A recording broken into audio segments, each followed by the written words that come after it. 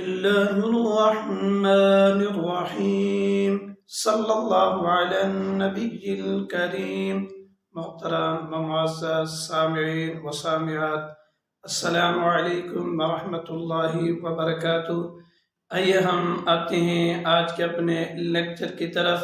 آج کے ہمارے لیکچر کا عنوان ہے اپنے مال سے محبت یا ورثاء کے مال سے۔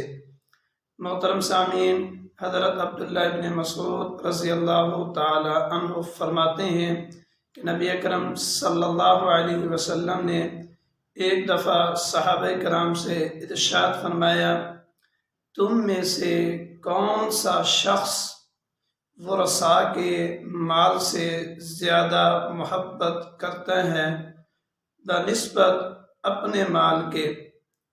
تو صحابہ کرام نے عرض کی کہ اے اللہ کے محبوب، ہم میں سے ہر ایک شخص اپنے مال سے زیادہ محبت کرتا ہے بنسبت ورثاء کے مال کے، یعنی ہمیں اپنے مال سے محبت ہے، ورثاء کے مال سے کوئی غرض نہیں۔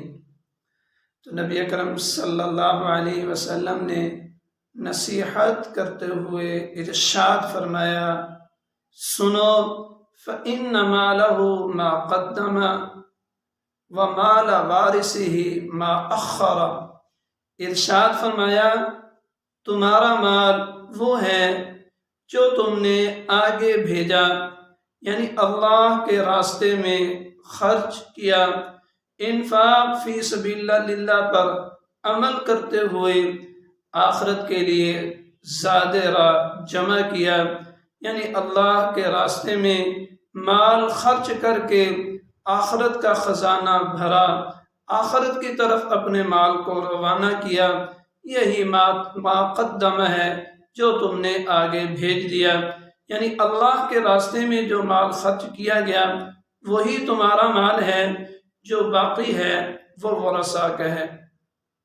محترم سامعین، محدثین کرام ارشاد فرماتے ہیں کہ نبی اکرم صلی اللہ علیہ وسلم نے اس حدیث مبارکہ میں اس بات کی نصیحت فرمائی ہے کہ جو کچھ انسان کے پاس ہے، مسلمان مومن بندے کے پاس ہے، یہ اس کا اپنا مال نہیں ہے، یہ ورثاء کا مال ہے۔